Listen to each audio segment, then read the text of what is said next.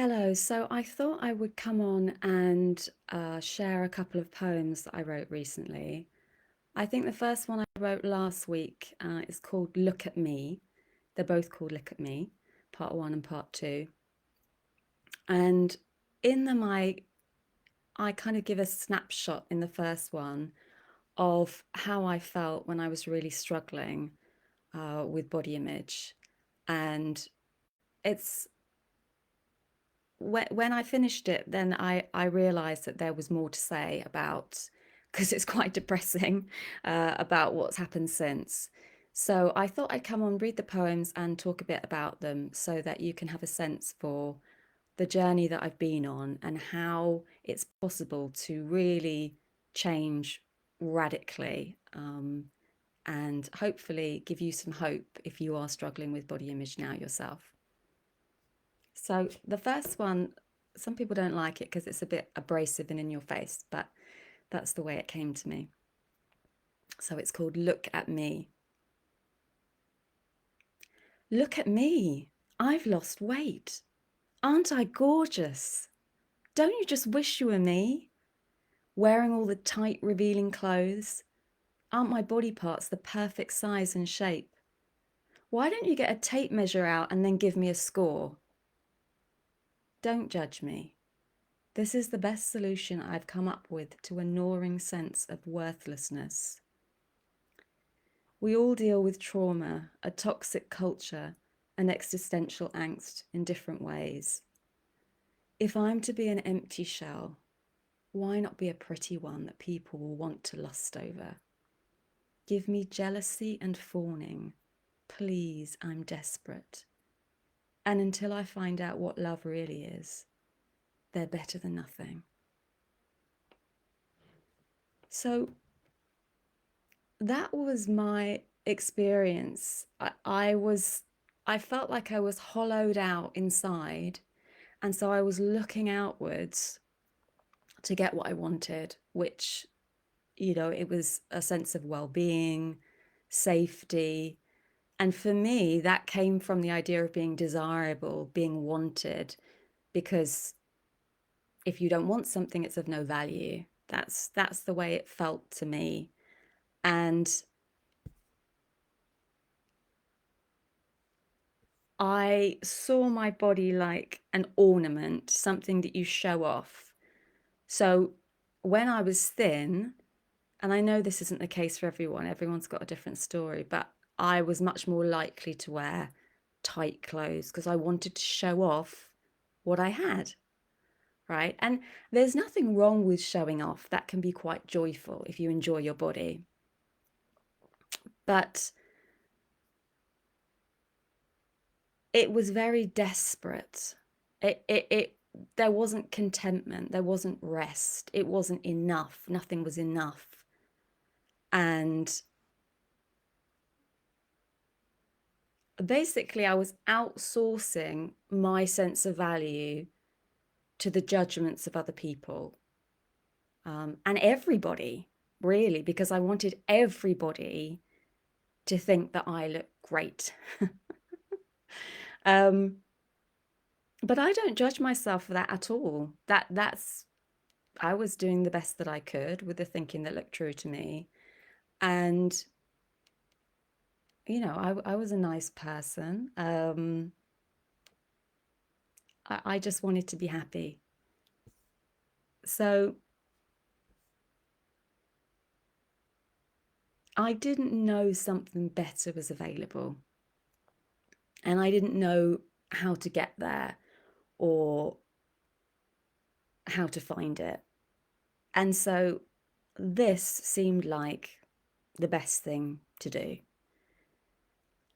I also just want to say something about fat phobia, because we do, I acknowledge that not everybody deals with this. Some people struggle with their appearance because, let's say, they're not muscular enough, or they think they're not tall enough, or they think their jawline's the wrong shape, or they think their skin is too blotchy, or they don't like their hair. There are so many ways. But for me, one of the things that affected me a lot was the idea that having fat on my body was shameful and disgusting and meant I didn't have a right to my sexuality.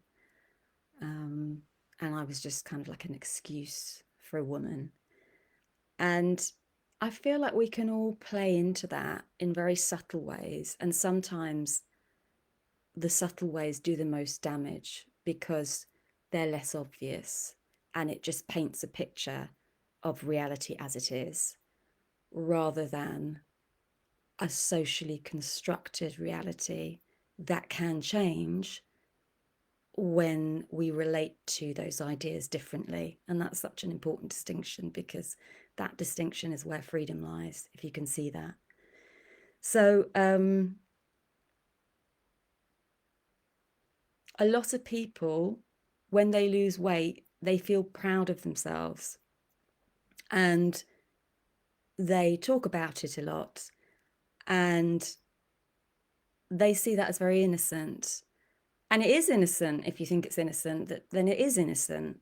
Everything we do is innocent until we see something different. But we are not all meant to be exactly the same size. And you can't tell looking at a person what's going on for them, and where they're meant to be. I don't know where I'm meant to be, like in terms of my size. I don't believe that's something we should decide with our heads on the basis of information or propaganda that's given to us our whole lives. We need to nourish ourselves, take care of ourselves, and then we'll be wherever we will be. And that may not be looking like a Victoria's Secret model. That might not be the healthiest thing for you. So a lot of us can, some people can just lose weight and it's less of a big deal and they don't develop eating disorders. But many people, especially if they diet a lot, their relationship with food becomes very distorted. And I didn't realize just how distorted my relationship was until it healed, because my whole life feels freer and easier. And it's like, wow. It's a massive weight off my mind. So, there are times when it's good to gain weight, especially if you're underweight. And that doesn't tend to be so celebrated. And that can then create an environment or a culture which makes it harder for people to do that when they need to. I got quite a lot of compliments when I was starving myself. And I remember some people saying, how do you do it? How do you have the willpower? And even though I was kind of batshit crazy, I still was thinking, this isn't right. This is the wrong question to be asking.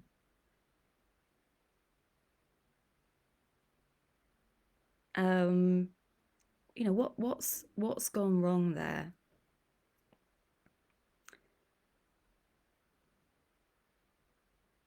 So I think, part of this is pointing to a fear that if we don't get that body, which we're told is what gives us status, makes us desirable, makes us interesting, makes us a real man or a real woman,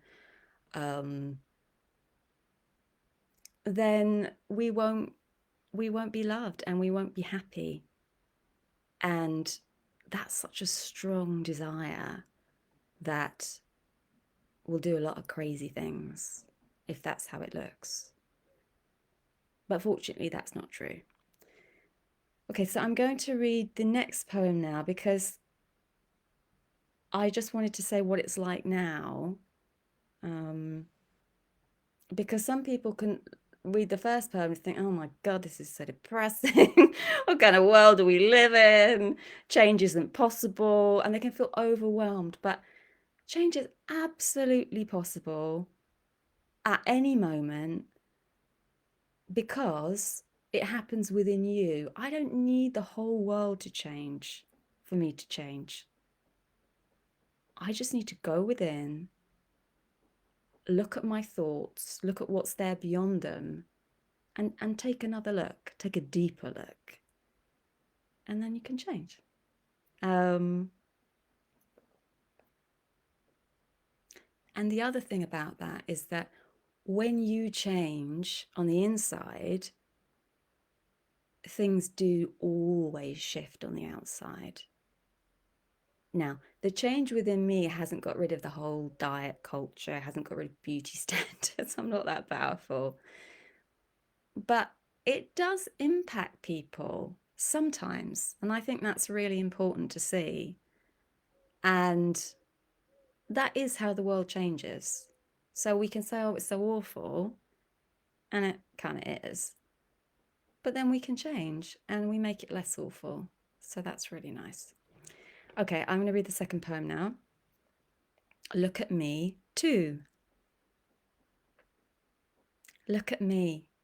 Don't I look wonderful? I don't look how you think I should. I don't look how I once thought I should. I look so much better than that. I look like me. My own shape, my own size, my unique body print, my signature smile radiating joy. Because I've stopped wanting to look like anybody else, and I've stopped wanting to look like an idea of how a woman should look. I don't presume to know what nature deems right for my body.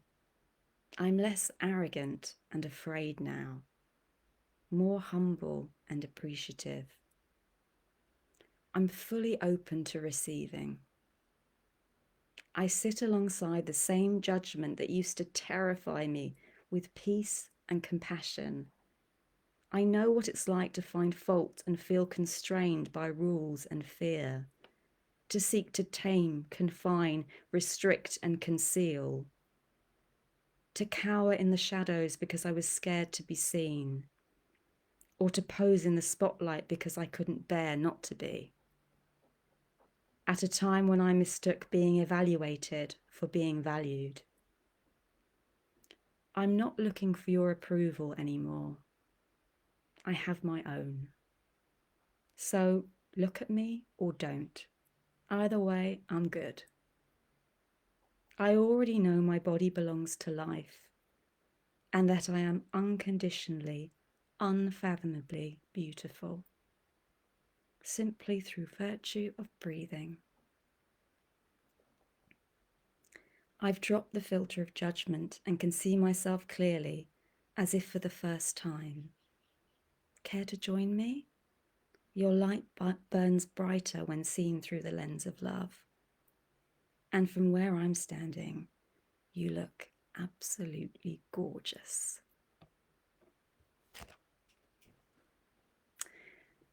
So I hope you get a sense of how nice things can become if you're struggling. And there's a big difference in the two poems. In the first poem, it's all about looking outwards to get something from other people. But in the second poem, I hope you can feel that I'm home within myself. And so I'm less needy for what, I'm less needy in terms of what other people think. And that's a really nice place to be. It doesn't mean that I never care about what other people think at all. I'm a social creature. I want to have friends. I want to have a relationship. But I don't need constant reassurance now. And the reason is not because of the particular details of how I look, because they're always changing. As we get older, our bodies change. But because I've stopped judging. A hand is a hand, my hair is hair, my skin is skin. I don't have to have expectations of how that should look. I can let go of those. I've let go of those. Not all the time, but enough to have a really good life. What else did I want to say?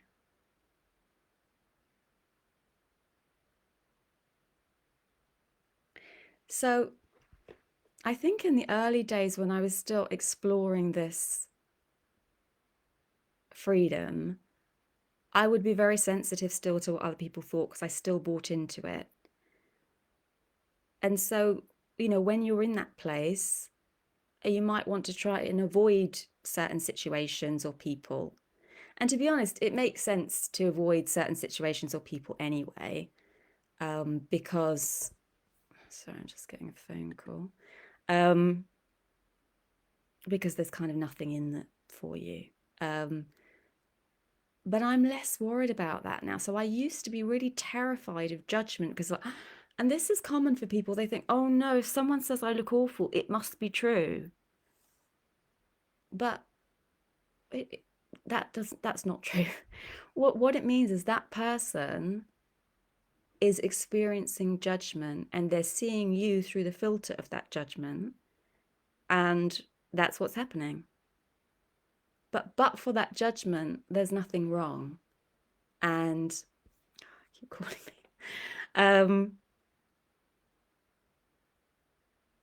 So, and this, as I alluded to at the end, has changed how I see other people, because I used to see that there was this hierarchy, and I felt sorry for people sometimes who were at the lower end. I laugh because it's kind of awful, but I've started to see the beauty in everyone, because when you're not judging people or assessing against them, against any rules or standards, you can have a lot more joy. Just as you look at flowers and trees and the sky and the sunset, you can look at other people like that. And I'm a massive people person. I don't mean I'm outgoing, I'm not that outgoing, but I mean I love people, quite into human beings because I relate to them. And I like to get to know them as individuals. So you can enjoy looking at more people when you have less judgment, and you can be attracted to more people as well, sexually or romantically. So everything feels more expansive and more fun because there's less fear. So that's just a bit of a taster of my journey. If you're interested in getting some support, if you're struggling with judging how you look, I've got quite a few things. I've got a free course called Making Peace with Your Appearance, and that's an ebook. It's a 34-page ebook, and it comes with 10 companion videos, so you can check that out. I also offer one-to-one coaching. And I offer everyone who's interested in that a free discovery call. That's 80 minutes if we've both got time, depending on our mutual availability. So that's plenty of time to ask any questions and get a feel for whether I'd be the right fit for you. And I don't put any pressure on anyone. The ball will be in your court after that, and then you can decide.